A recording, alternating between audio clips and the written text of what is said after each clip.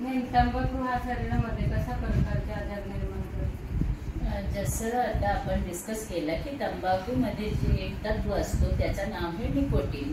तंबाखूचं नावच एनाटॉमिकल किंवा जे शास्त्रीय नाव आहे तो निकोटीन आहे. म्हणजे तंबाखूमध्ये एक तत्व हे जे आहे निकोटीन, जे आपली बॉडीची जे सेल असते प्रत्येक सेलला एक DNA असतो किंवा क्रोमोसोम असतो. तर जो तंबाखू आहे ते क्रोमोसोमला डॅमेज करून अनियंत्रित सेल ग्रोथ करणार. सेल ग्रोथ अनियंत्रित झाली की ट्यूमरचा निर्माण होणार किंवा शरीरची प्रतिकारशक्ती कमी करणार.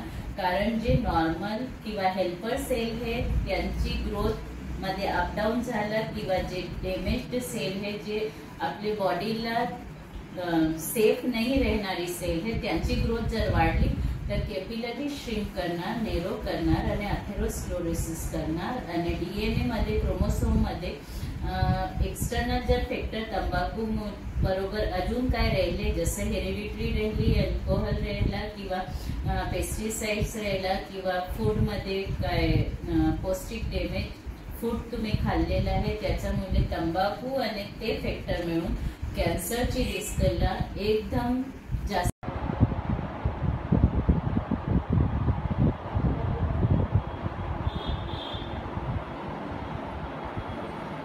जीभ इकडची बाजूला